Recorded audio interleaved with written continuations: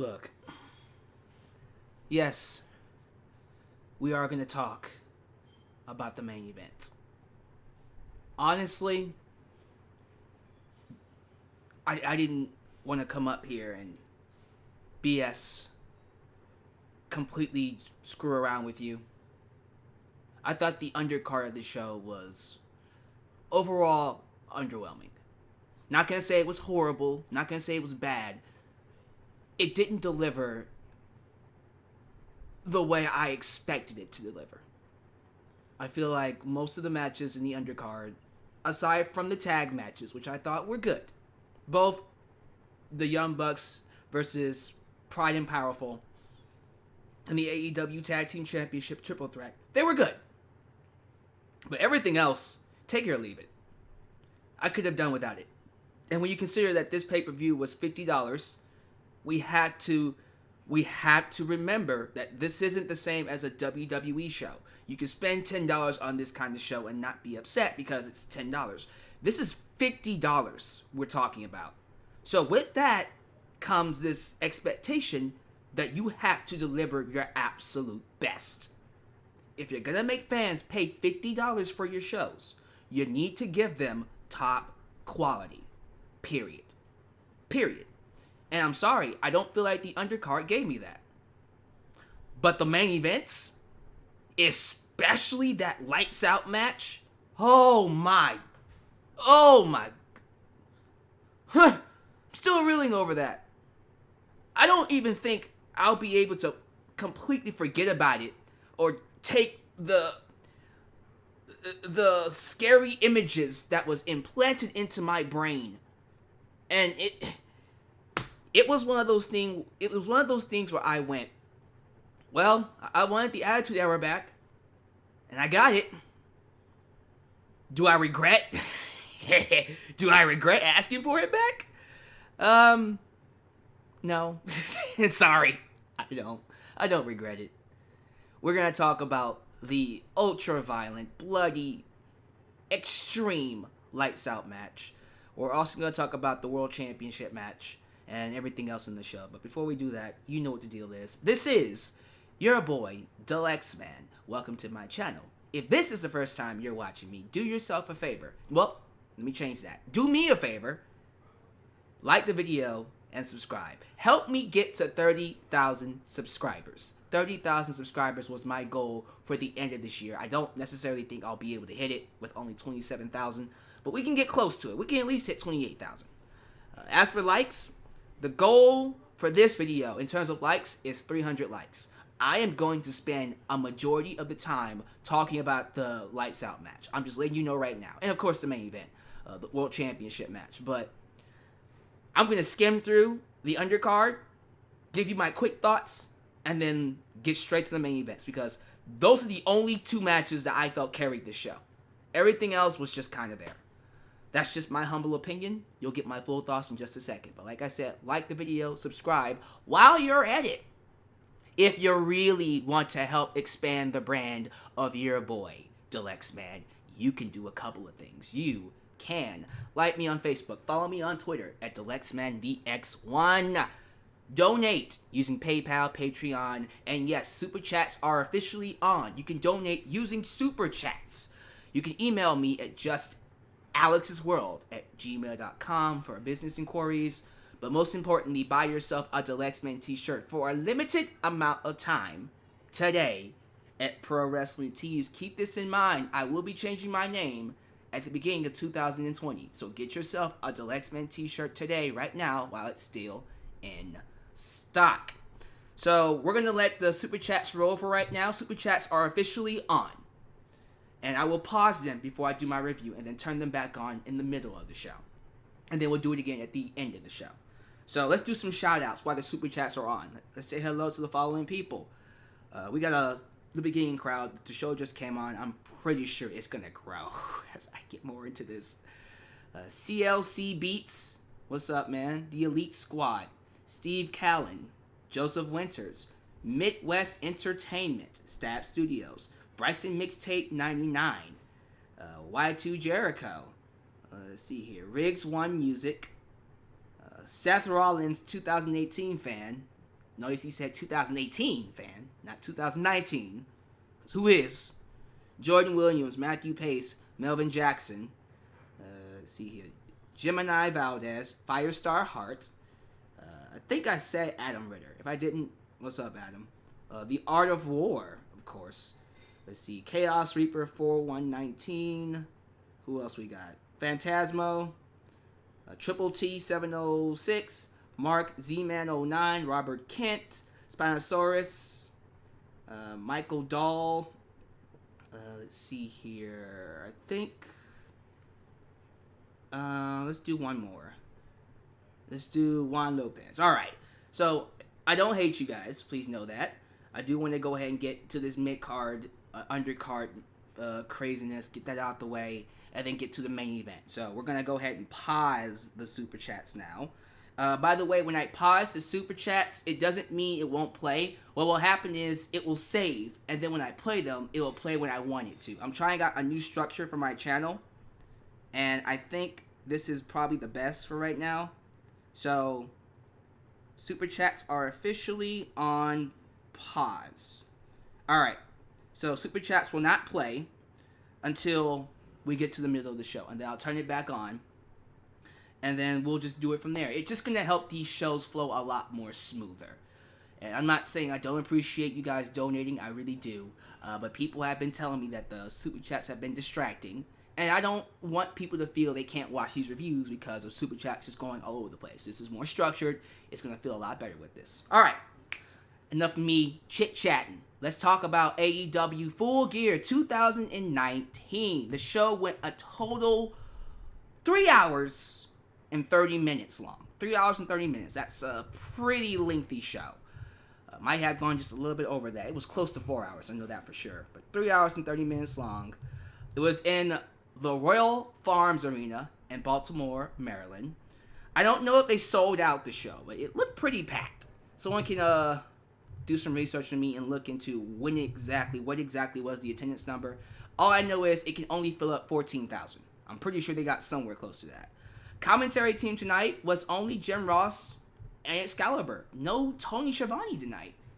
I miss Tony. And here's what also killed me. We had Taz. Taz was there on the pre-show. So, in the future, guys, if you have Taz there, use him. You used it for the pre-show. Okay. Well, Tony Schiavone wasn't there. All right. Have him replace Tony. If Tony can't make it, or if Excalibur can't make it, and you have Taz on call, bring out Taz. Just bring out Taz. If Jim Ross has to take a day off, bring in Taz. Have Excalibur lead the show if he has to. He can do it. But anytime one of those three need to leave or take a break, bring in Taz. Please. So it was nice seeing Taz on commentary during the kickoff. That was really cool. And Justin Roberts is always amazing. Always amazing in terms of ring announcing. Probably the best one today. Alright, the stage. Let's talk about the stage. First off, love the stage. Love the Gears theme. The mechanical, I don't know what word I can use to describe it, but the bolts and nuts structure of the stage was really, really cool. It was very WCW-esque, if you will. During the buy-in or pre-show, they showed a ton of excellent video packages. Great work from the production team. It really made the matches that were the most important ones feel even bigger. And I think we should do more of that. We should do more of this stuff maybe not oversaturate the main shows with these video packages. Still keep it to wrestling. Still keep it to promos and interviews. But showcase these video packages more because they're really well done. Like WWE levels, really well done. I'm not going to lie. I was just very impressed with the way it came across. Like, it felt very sports-like. The voiceovers, the look into their histories, having them go back to their hometowns and talk about where they came from. Just very well documentary-esque video packages. So, bravo. Thought that was really well done. One of the low points of the show, I gotta be honest, was the crowd. I thought Baltimore, for the most part, 80% of the show was dead until the last two matches. Until that, honestly, until the lights out match. They were the loudest they've ever been throughout the entire night when that main event, the lights out match hit. It was insane. It was like night and day. Because, I'm sorry, like, during the undercard, they were sitting on their hands. They were bored. Only like 1% of the undercard got them out of their seats. But then that main event hit, and they just came unglued. So I see how you are, Baltimore. I see what you're all about. But regardless, it's one of the weakest crowds that AEW has had so far. And I feel like if you're not going to get into the show, why are you there? And I always want to say that to fans. If you're going to buy a ticket that is, somewhere in the hundreds, it isn't something cheap. It isn't $20. No, you spend hundreds of dollars to get those seats. If you're going to go to sit on your hands, like, come on. Try to get into something. That's all I'm going to say. But other than that, it isn't the worst crowd I've seen. But in terms of AEW, and we have been blessed with some of the most energetic crowds to ever be seen in wrestling this year, at least, when it comes to AEW. AEW crowds are notoriously loud.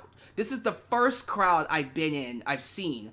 I haven't been in because I wasn't there. I've seen where they were just kind of on their hands. And that's, I don't know how I feel about that.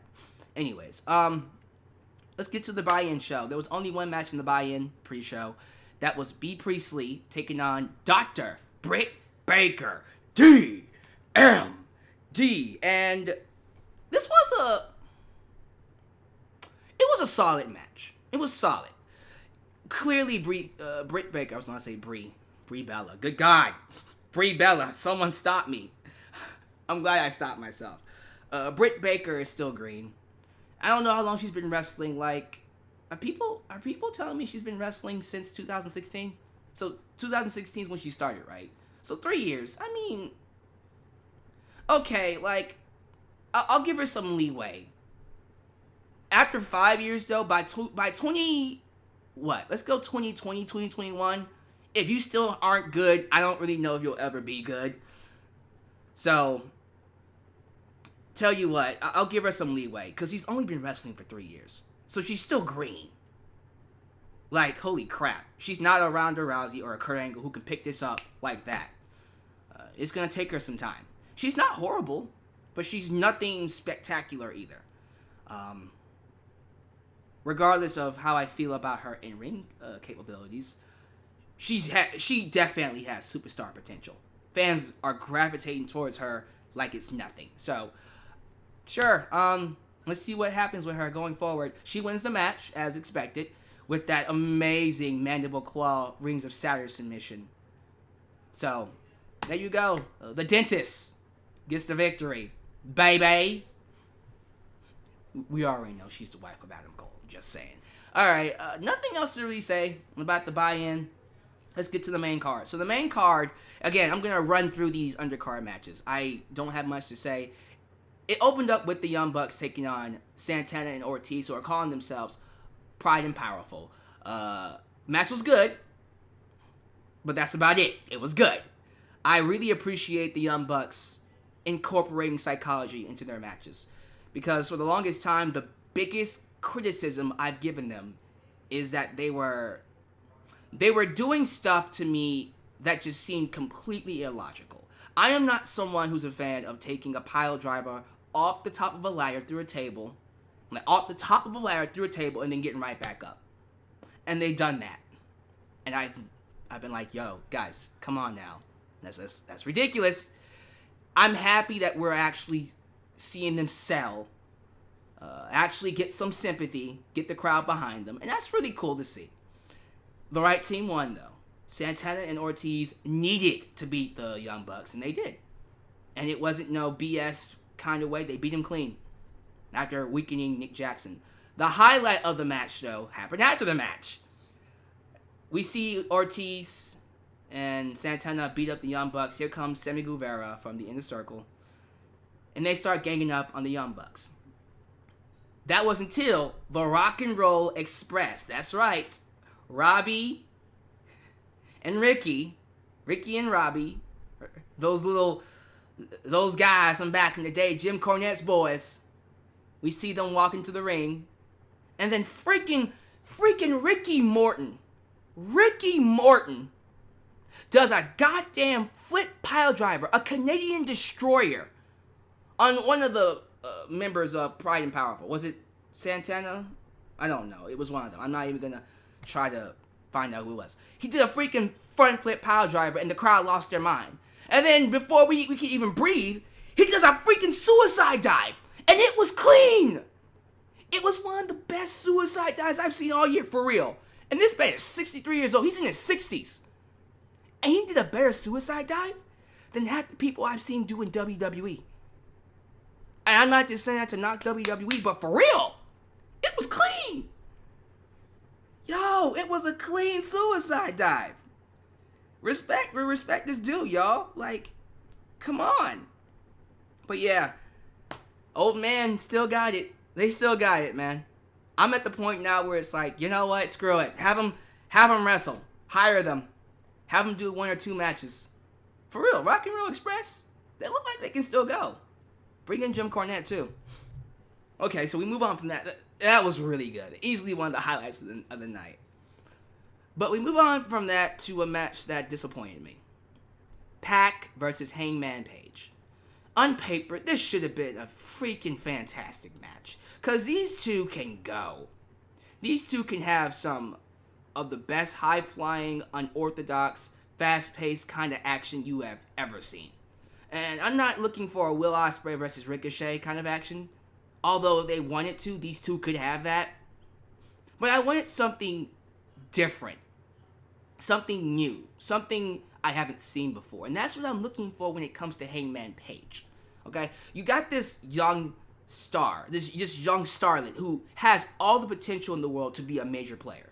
And with his catchphrase, cowboy shit, which is, it's like the little kid in me just gets giddy. Oh my God, I can say a bad word. Cowboy shit. You know what I mean? But it's a cool catchphrase. Now what we need is for him to have a unique persona, a unique look, a unique presentation. And I didn't get that tonight. He just felt like a regular wrestler against Pac. And that disappointed me. This match was nothing.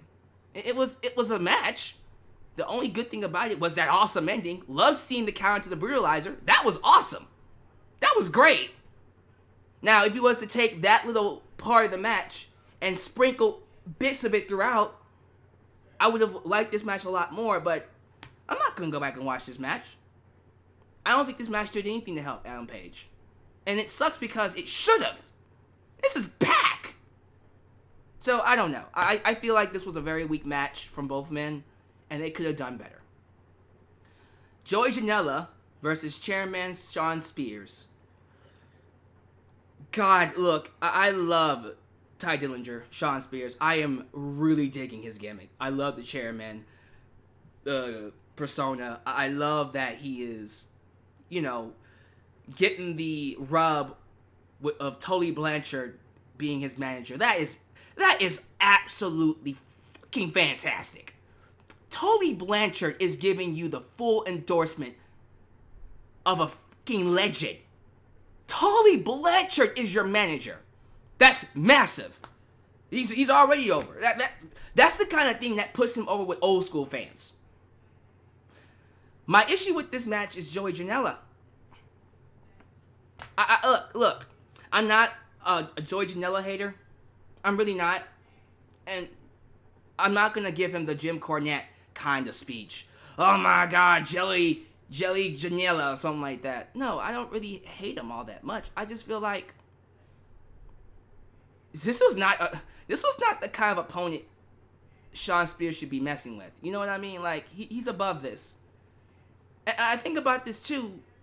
Why didn't MJF have a match tonight? Why couldn't we have done MJF versus Shawn Spears? Isn't MJF technically a babyface? By this point, we'll get to the main event, but by this point, he was technically a babyface. So you could have done MJF versus Shawn Spears. I would have been a lot more excited for that. But instead, we got Joey Janela, who doesn't really have anything going for him. Oh, okay, yeah, he's known for taking crazy bumps in hardcore matches. If this was a hardcore match, I probably would have gotten excited. This wasn't a hardcore match. This was a regular match. And I felt nothing at all. So, look, no offense to Joey Janela, dude, just stick to hardcore matches. Because that's the only place that you thrive in, man, because you're only known for taking big bumps. If Joey Janela is not taking a crazy bump that makes me go, oh my god, I'm not going to care. So maybe he can do something to make me like him a little bit more down the line, but as of right now, you're just a bump guy, which is great. It's great to have a bump guy. But you shouldn't be taking up space with Shawn Spears. So, decent match. It is what it is. After the match, we got this backstage promo. Oh my god, an interview backstage. They're learning. Golden Boy, who was a backstage interview, is seen talking to Kip Sabian. He interviews him about his changing attitude. Kip Sabian says he is proud of his alliance with Angelico and Jack Evans, but then introduces a new addition to the stable, Penelope Ford. Pause. I thought Penelope Ford was the manager of Joey Janela. That's what I thought. And then I realized they broke up, didn't they? Fans then confirmed that those two actually broke up. Yes, Penelope Ford and Joey Janela used to be a couple. Then they broke up. And so now Penelope Ford is actually dating Kip Sabian in real life. This isn't storyline. It is story, like kayfabe, but it's also the deal in real life. They are actually dating in real life. And so she's with Kip Sabian. So Kip Sabian stole Joey Janela's girl. See, that's a feud I want to see. See, now there's real life implications to it, yes, but there's something there. That would be something I want to see Joey Janela fight in. And please make it a hardcore match. Please. Don't give me no singles match. Make it hardcore where he can thrive and shine. So, there you go. We're getting a new stable coming in. That's interesting. AEW Tag Team Championship Triple Threat. SCU taking on the Private Party, taking on the Lucha Bros. Phoenix. Rey Fenix is absolutely amazing. Absolutely fantastic. Easily one of the best performers in wrestling today. Easily. Without question. You can't tell me otherwise. He is phenomenal. Love seeing that crazy bastard run across the ropes. Tight walk, run across the ropes. And then do a triple, quadruple, goddamn springboard off the ropes to the outside. He was the best part of this match. Easily the best part of this match, without question. Other than that, though, that was good. Okay, like, I'm not gonna sit here and just tell you guys that I was blown away by this match because of the people in it. I love the Lucha Bros. Love SCU. I love Pirate Party. But I expected more.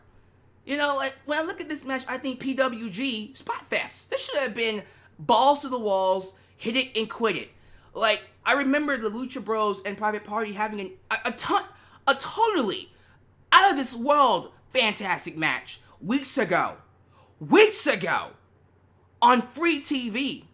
So how is the free TV match better than your pay-per-view match? No. It shouldn't be that way. Your free TV matches should either be just as good or better. Your free TV match should be just as good as your pay-per-view matches, or your pay-per-view matches should be at least better. So I should have gotten a similar match to what we got back then, but okay. I don't know. It was, I'll be nice. I'll say it was great. I won't take too much away from it. I did like seeing Phoenix. I thought Pentagon Jr. was awesome. SCU retains, and then after the match, we saw Christopher Daniels return, dressed up as Pentagon Jr. And he was sporting the Fallen Angel sign over his eye, which was nostalgic. He should just bring that gimmick back. Just bring that gimmick back completely. And do a feud with Pentagon Jr. Just do it. Christopher Daniels, Pentagon Jr. having a feud. Just go for it. Okay. AEW Women's Championship. Riho taking on Emi Sakura. This was a fine match. Okay, I'll be fair. I don't want to take anything away from this. despite my personal preference, it actually was a good match. It actually was. I appreciate the story of student versus teacher. First off, they did a really good job of highlighting that with video packages. By the way, I thought these two had really good chemistry with each other. Really good. It's clear that they've been working together for the longest time, and the crowd loved it too. There was a point in time during the match where the crowd actually started getting into it. And let me tell you something. This crowd was too dead throughout the show to even care all that much. So the fact that they were able to get some kind of love is a good thing. It's a really, really good thing. So, yeah, Riho retains. But then we have to talk about something, because I completely skipped over this, and I'm sorry. On the pre-show, after B. Presley lost to Britt Baker, the lights went out. And that happened throughout the show. There were too many times the lights went out, but whatever. The lights went out, and then Awesome Kong showed up with a psychotic, apparently she's psychotic, Brandy Rhodes. She's gone completely insane, and that's the story. She's crazy. She's out of her mind. Those two marched to the ramp, beat the piss out of Bea Priestley, and then cut off her hair. Yeah. And Awesome Kong did a freaking creepy thin man from Charlie's Angels. Smack my bitch up. Just creepy thin man that hair all over her face. That was hilarious. They made it known that they're coming after Rio. So I'm letting you know right now, if you're a Rio fan, cherish the championship while you can, because it's about to go straight to Awesome Kong. Or Brandy, one of them. I personally hope it goes to Awesome Kong. That's what I hope happens. And I hope Brandy just carries it like it's hers, but it's really Awesome Kong's. Because right now, I don't know if Brandy should be wrestling. But if she wants to be a manager or a persona, absolutely. Yeah, be the psychotic. What is she? A vixen? People are saying she's a witch. I don't know if she's a witch. But be the psychotic thing that you are as a manager and let Awesome Kong do all the dirty work. Sure. And then Awesome Kong fights Rio, she needs to destroy her. Like, the kind of destruction I was hoping Nyla Rose would give to her. But maybe Awesome Kong will do it instead. So there you go. Awesome Kong should destroy Rio. That's all I'm going to say. Alright, so we're going to go ahead and turn Super Chats back on. And I'm going to do some more shout-outs. So, let me see here. I want to be sure I do this right. Okay, so Super Chats are officially back on. So if you donate now, it will play on the screen. In the meantime, I am going to I'm going to do some more shout-outs. So saying hello to, I figure we get more people. There's almost 200 people in the live chat now. I'm expecting more. Joseph Winters, Robert Kent, Martin Braun, Elijah Washington, Unlimited Rabbit, Juan Lopez, Gemini Valdez, TG, see here, I want to get some more people, Alejandro Vega, Raymond Freud, Panda Hat, let's see here, King AJ Styles, Bryce Blackwell, About Figs 155, and last but not least, let's give some love to who's it going to? Pikachu Black. All right. So, and no super chats. Okay. So we're gonna pause them again, and so we'll turn super chats back on at the end of the podcast. That way, there will be no interruptions. I'll be done, and then you guys can go crazy with super chats. So, as of right now, the super chats are now back off. All right. Main event time. Main event time, ladies and gentlemen. Let's talk about the AEW World Championship. And then we'll get to the main event. Chris Jericho versus Cody Rhodes. I love this match. First off, love seeing Dean Malenko, the Great Muta, and R. Anderson out there as judges. Just to make sure that there's a fair winner in case the match went to a draw, they were going to decide who actually won the match based off of who did the most damage, like a boxing match. I like that concept. Eventually, we have to go to a draw. I hope they realize that. Eventually, we actually have to go to a draw. We actually have to. Otherwise, this concept means nothing. So when they actually pull it off, who knows? But I'm interested to see what will happen when they do pull it off. That's really cool. Anyways, this match was absolutely fantastic. This was an old school wrestling fan's wet dream. Everything about this was great. You had Cody busted open. By the way, that gash on Cody's face looked gruesome. I don't want to give you too much detail, but there was a piece of skin hanging off. Like, it wasn't like dripping off, but no, it was, but you could just tell that there was a piece of skin about to fall off his head. It was nasty. It was TV-14 gruesome. And you're like, oh, and the cameras knew it because they couldn't linger on it for at least a second. They just get a shot of Cody's face. Okay, get it out real quickly. But yeah, this was amazing. These two had a hell of a match, and you know something, man? It just goes to show you that storytelling is not dead in wrestling. Storytelling is not dead.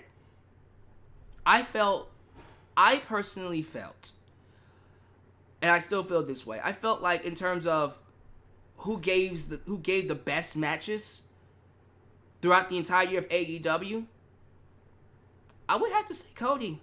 I thought Cody, when you consider his match with Dustin Rhodes at Double or Nothing, classic, easily one of the best matches of the year. You consider his match with Shawn Spears, which was really good. You consider his match with Chris Jericho tonight, which was fantastic.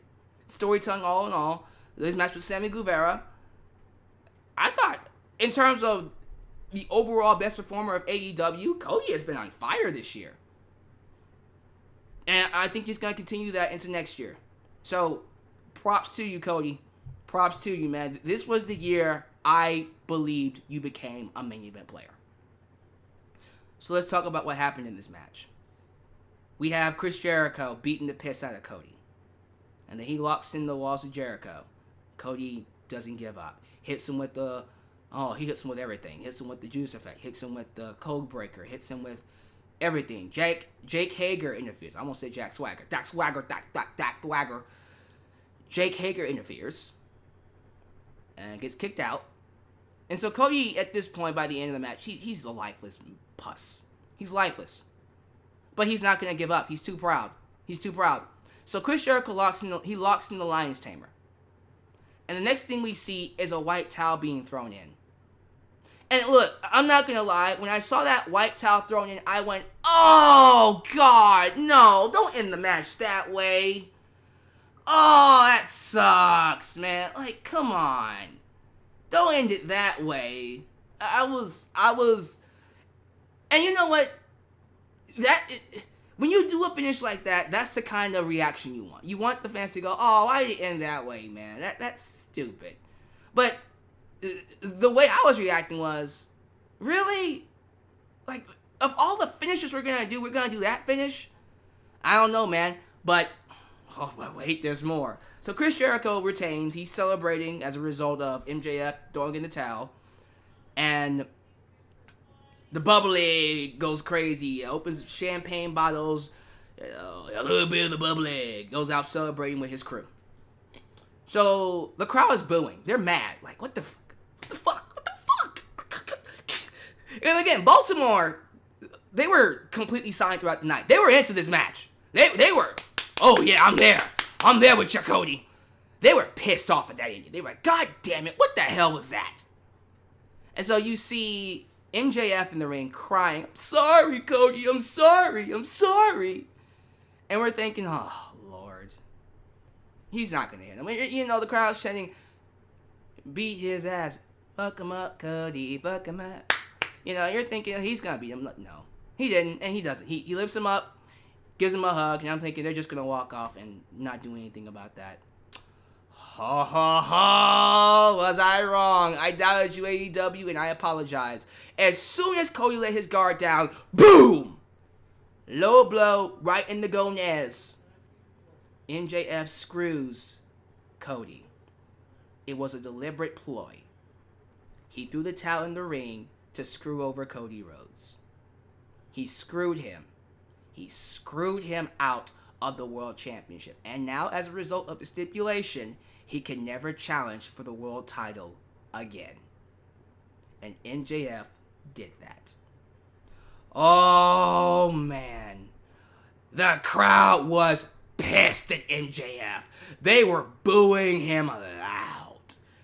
And then MJF, with a smile on his face, looking like a goddamn bastard, walked up the ramp. He got beer thrown at him from a plant. It wasn't really a fan of the audience, but a plant threw it. He took it, did a little side look, smiled, and just kept on walking off. And I loved it. Fantastic. This honestly was the best thing you can do. And look, I know a lot of fans who watched me thought this was stupid. Well, why would you have MJF screw him over? Why wouldn't you have him screw him over after he won the title? Guys, in wrestling, you want to get a reaction, the best kind of reaction here. To me, the best reaction in this case was this one. And I know most of the people were expecting more of a Kevin Owens kind of a heel turn. Sami Zayn, back in 2014, won the NXT Championship. He went on a long journey, failing, scratching and clawing, coming this close to winning the title, but always falling short. Finally getting that opportunity against Pac, or Adrian Neville, beating him, winning it, and on the night of his celebration, his best friend turns on him. That's a very unique situation. Excellent. One of the best heel turns I've ever seen. And for me, there was no replicating that. There was no way in hell you were going to replicate that with Cody and MJF. So instead, you take this path. You take MJF, who, let's just be real. You know why he did it? Because he was jealous of Cody. Simple as that. He was jealous of Cody. But you know what this did? First off, it establishes MJF as the top heel in the company. He's the top heel in the company now. Probably in the whole business. Which is great. He's an excellent heel worker. Now he can be the most hated man in all of wrestling. Awesome. You launch him straight to the main event scene, because now you're giving him a feud with Cody Rhodes. This is going to be a vehicle that makes him a main event player. But most importantly, think about the story this tells. MJF can come out on, this upcoming Wednesday and tell the world, you want to know why I screwed Cody? Because I got sick and tired of playing mid-Carter in this goddamn company. And everyone was talking about how everyone is in love with Cody, how Cody is the best, how Cody is the absolute greatest performer in the world, and I got sick of it. I got sick of Cody. Because if he was truly my friend, he would have helped elevate me. But you know what? He wasn't going to do that because he's selfish. So you know what I did? I screwed Cody out of the one thing he loved the most, he cherished the most, his moment. Because the one thing Cody Rhodes has ever wanted was a moment to be the guy.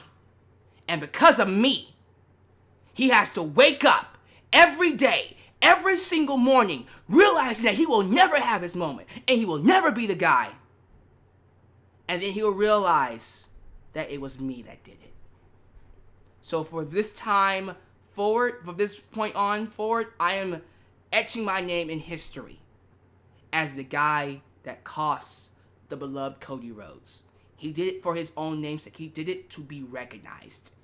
And so now what's getting ready to happen? We're going to do MJF versus Cody Rhodes. That's going to be an excellent food by itself. The promos by itself is going to be freaking fantastic.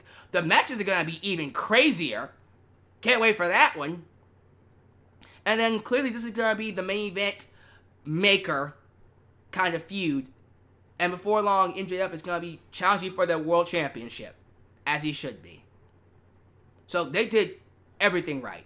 I'm sorry. I know a lot of fans didn't want it to happen. But just call it like it is, man. Just call it like it is. If you would have done the whole long con, MJF waits to turn on Cody until he wins the title match, you could have done that. It's plausible. But it wouldn't have had the same effect as this. Because although we saw it coming, no one saw it coming this way. So, you can hate it all you want. Those who, let me just say this. The people who hate it were going to hate it anyways.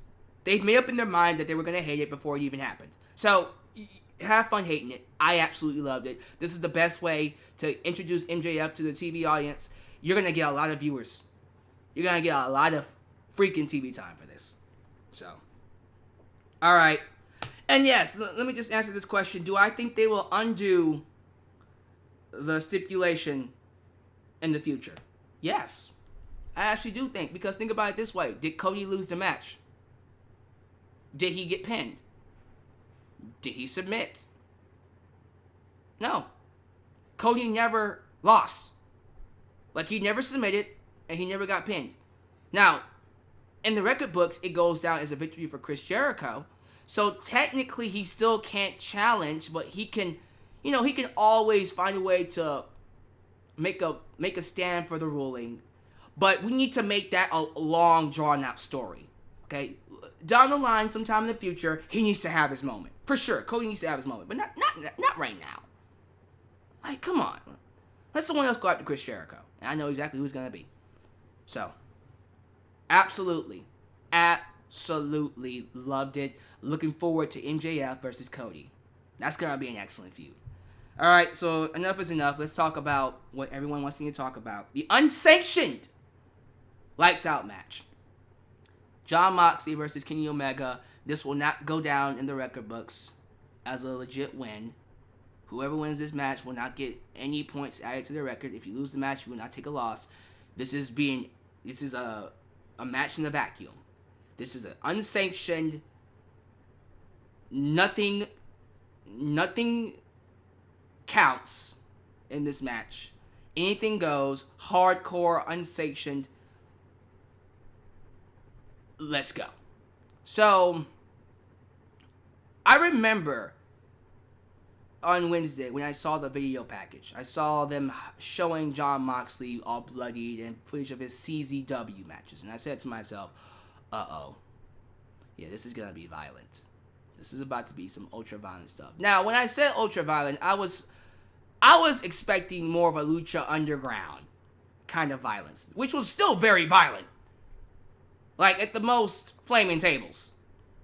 With some glass in there. What we got was not that. At all. Ladies and gentlemen, what we got, I dare say, was the closest to a CZW type of hardcore match that we will ever get. Ever get. On a wrestling broadcast. On a pay-per-view, major brand, major promotion wrestling podcast. This match was a war. And let me just say this too. As someone who's watched wrestling for 20 years, I've seen some of the most violent, most gruesome matches I've ever seen. And look, I don't watch CZW. I've never seen a single CZW, I don't know what you call those matches. Those crazy matches. I've seen highlights where they're sticking syringes through people's faces, and you see the syringe go through their mouth. Ugh.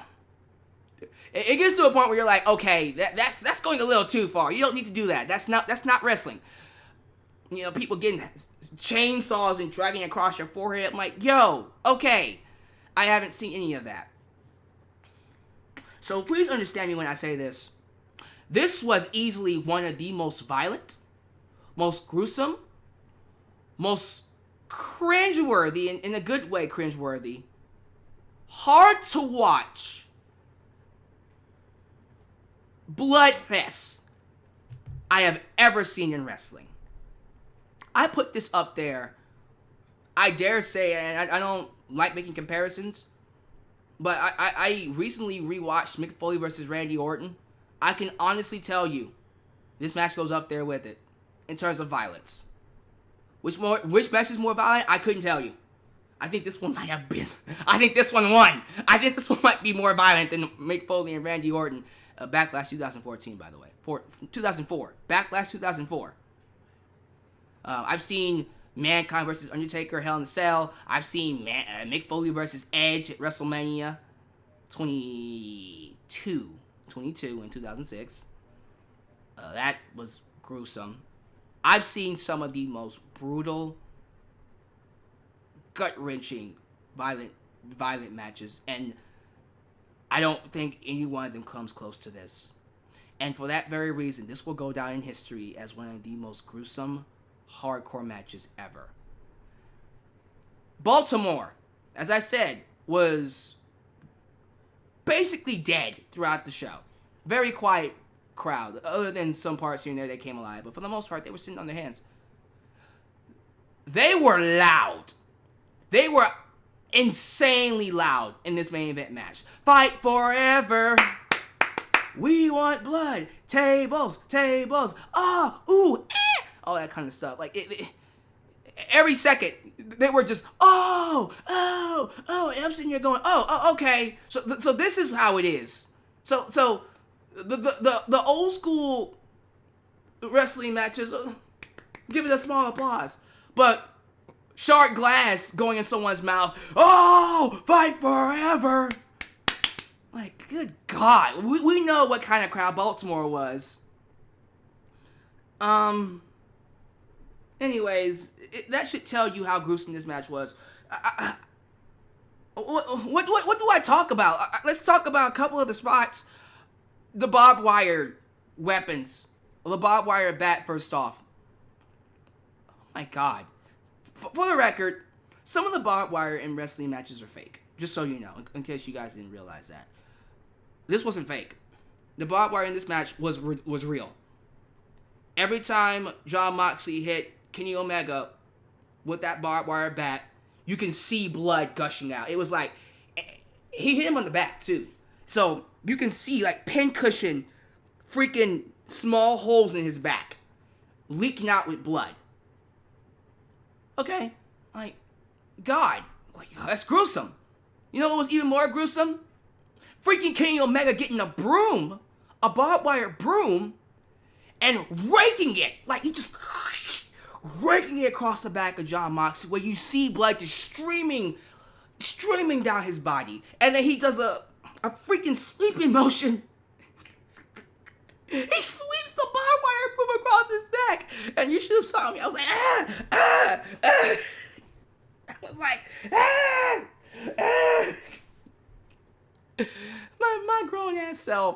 My grown ass self was like, make it stop. It was gruesome. And then it just got worse. There was a point in the match where they pull out a goddamn ice pick. I'm like, okay, guys, really? Like, a freaking ice pick? A freaking ice pick. Yeah, like, you know, the same ice pick you use to break ice. And Kenny Omega got that thing and he carved the skin of Jon Moxley. I am not joking you. He was carving the skin of Jon Moxley.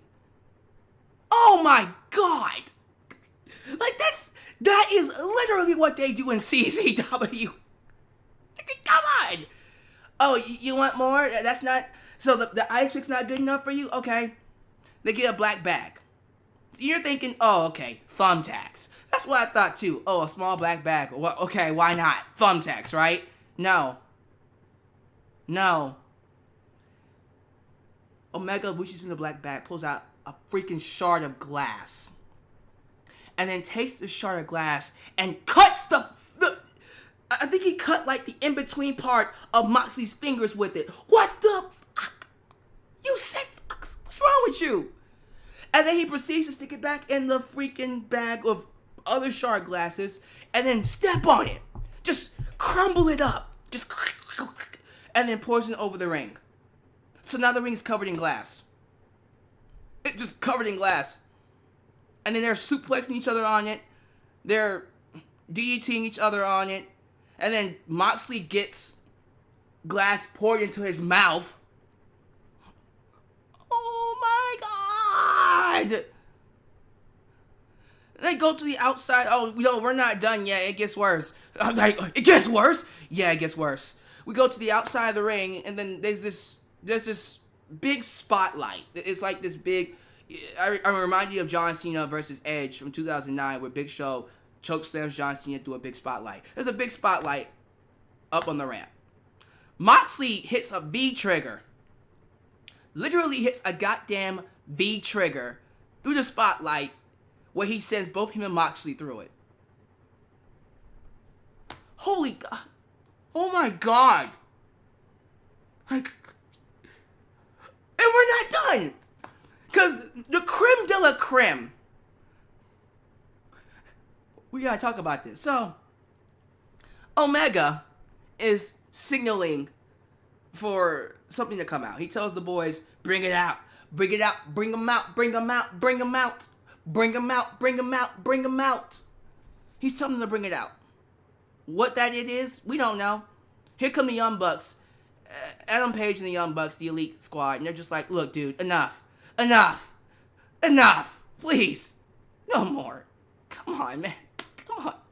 Come on, enough. And honestly, I was at that point too where I'm like, yo, dude, like what else do you got? You went through a goddamn spotlight. You carved someone's head with an ice pick. You fell on glass. You raked each other's backs with barbed wire. What else are you gonna do to each other? They bring out this big ass, I don't even know, it's like a trampoline bed of barbed wire.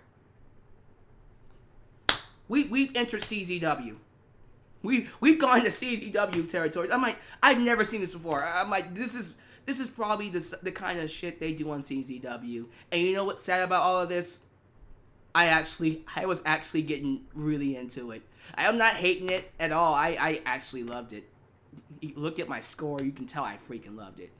And I'm like, look, I was verbally screaming, no, but deep down inside I was like, go do it. Go, you crazy sons of bitches. You better go through that barbed wire. And they do. Of course they do. Of course they go through the freaking barbed wire bed. Why wouldn't they? That's all they did to each other. So they suplex each other through the freaking barbed wire. They had to have people come and pry them out of the barbed wire bed. That took about 5 minutes of gruesome imagery of seeing skin get ripped from barbed wire. And you know how the match ends? You're thinking to yourself, okay, how does the match end? With them going through fire. I was expecting it. I was like, okay, like, the only thing missing is flaming tables. I'm glad I didn't say it, too. They'll probably do it next time. But yeah, flaming tables was, like, the only thing missing from this match. We didn't get that. You know what we got instead? They broke down the ring. They removed the padding of the ring. And then Jon Moxley hits a freaking elevated paradigm shift, or Death Rider, or Dirty Deeds. You know what I'm talking about. That underhook DDT. And he drove Omega's head flush on that goddamn thing. And basically killed him. He didn't die, but he probably should have. And pinned him 1, 2, 3. Oh my God. Oh my goodness. Like, the only thing, I said the only thing we were missing in terms of the match was a flaming table. The only thing we were missing on commentary was Joey Styles going, oh my God! This match was not for the faint at heart. If you haven't seen the show, I'm imploring you, watch this match at your own peril. If you are someone who's squeamish at the sight of violence, and honest to God, I'm not gonna lie to you, when I turn off this podcast, I'm gonna go watch it again. I'm a sick bastard. I need help, because after this is done, and as much as I hate it, and as much as I'm just terrified and just squirmish of what I saw, I want to go watch it again. What is wrong with me? Someone help me. I clearly need help, because I'm gonna go watch it again. Help me. But yes, if you haven't seen this match, it's not for the faint at heart, and I really implore that you don't watch it with children. If you have children, put them to bed. Do not watch this match with them. I'm serious. No, that's not even me joking. Don't have your children watch this match. It is that violent. If you don't believe me, the live chat, tell them. Tell them, guys. It is without a shadow of a doubt one of the most violent matches in wrestling history, and it deserves my A+ rating. It's going down as one of the best hardcore matches I've seen in a long time. And I gotta give them props. I didn't think Jon Moxley and Omega would go that far. They did. They didn't care. They told fans this was going to be a match to remember. Ugh. When you think about AEW Full Gear, this will be a match to remember. This is the kind of match. This is the kind of match I was used to in Lucha Underground. When you see Vampiro take on Pentagon Jr. or the Hell of War match between Killshot and Damian Fox. Is it Adrian Fox or Damian Fox? I think I say it right. Damian Fox. Well, you know what match I'm talking about. Those matches, every second was just like, oh my God, you guys are going to kill each other. That's what we got. So, this show, without question, was saved. It was saved by these two matches. Saved by these two matches. The main event and the main event. The unsanctioned match. Both of those matches saved the show. Everything else I could have done without. Yes, you had some good tag matches in there. But other than that, nothing really to write home about. So, I'll say overall, because of the two final matches, it was a solid show. It was worth the $50. If you spent $50 on it, it was worth it for those two matches alone. Holy crap. Holy crap. MJF screwing over Cody, and then that lights out gore fest. Dante Fox, excuse me. It was Dante, not Damian Fox. Dante Fox. I appreciate that, sir. Thank you so much. So here's what we're going to do. I'm going to spend the next few minutes talking to you guys. We're going to turn Super Chats back on. And I'm going to leave them on throughout the podcast. So if you have some Super Chats you want to donate, have fun. Donate to your heart's content. Hold on for a minute. I'm glad you guys were able to tune in. Come on. There we go. Turn on. Thank you. Dagnabbit. My fingers are too big. There we go. Alright, Super Chats are back on. So have fun donating, ladies and gentlemen.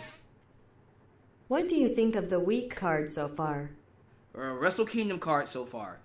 I haven't seen it. I'll not do that in a different video. I do know that Chris Jericho's going to be fighting Tanahashi, which is cool. Cool with me. Let me read some of your live chat thoughts. Ultra Shout 97 says, when I have kids, I'm going to show them this match. You're going to scar your kids, bro. You better stop that crap. You're going to scar your kids. Let's see here. PW Rosa, Renee Young was not happy. No, she was not. WTF. Seriously, WTF. That's what she was saying on Twitter. She was pissed. Matter of fact, let me pull that up. Let's pull up Renee Young's reaction to this match. Cause, yo, I'm pretty sure Renee was just like, "You got some explaining to do, Moxley," cause he has to go home to her. So she's probably at the door just going, tapping her little toe. You know what I mean? Just giving him that wifey look. I can't do the wifey look, cause I don't have a wife. But you know what I mean. But okay, so well, here's her Twitter feed, real quick, and I am going to move this out the way. So here's her Twitter feed. I'm going to show it. Hopefully it actually clears. Zoom in. Hey, there you go. So there's Renee Young. Hi, yes, hello. I hate this. WTF. And then seriously, WTF. She hated it.